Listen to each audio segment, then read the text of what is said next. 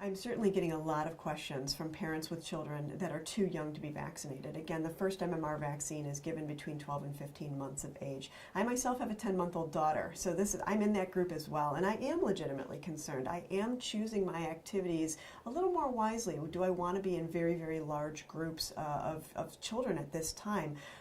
We need to have the herd immunity in order to protect the littlest children and those who cannot be vaccinated for a justified medical reason. Because we have a subset of the population that cannot be vaccinated and a subset, unfortunately, that chooses not to be vaccinated for other reasons, we now are having a resurgence of these measles cases, and it's the littlest kids that are then getting sick from exposure to those cases. So what can we do about this?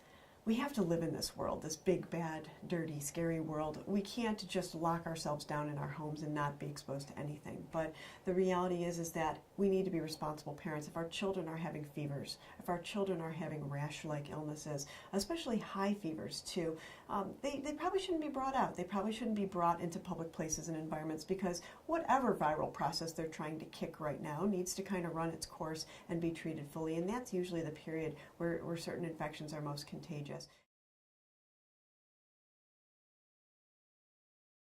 It's difficult to say what is a large enough group of people that you would kind of want to stay away from.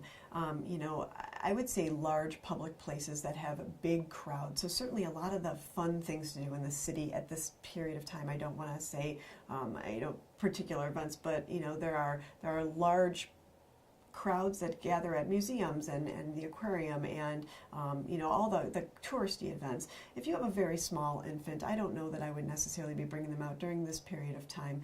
When we talk about places like malls and restaurants and everything, again, we have to run our errands and we have to live in this world, and there should be less and less of a concern with some of these other areas in our nearby towns.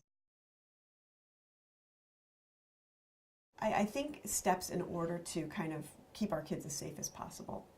Obviously, good hand hygiene and teaching children how to cough and sneeze appropriately into the crook of their arm and not onto the whole world or into their own hands.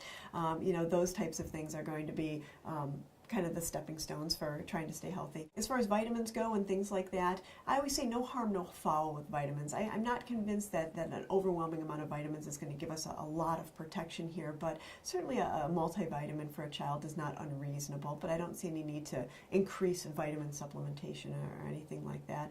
And then, of course, as a parent too, taking that responsibility of keeping your sick child at home. I mean, that's a big one. We all are working parents, and we want to get our kid off to daycare so we can go in and do our job. And the reality is, in this day and age, when we have a child that has a very high fever, we really should be keeping them home. That's where they're safest, and that's where we can really tease out what type of viral infection they're trying to show us right now. If it's something that's going to be very short-lived and they can be out there playing again tomorrow, or if it's going to be something that's a little more contagious and a little more of a protracted illness.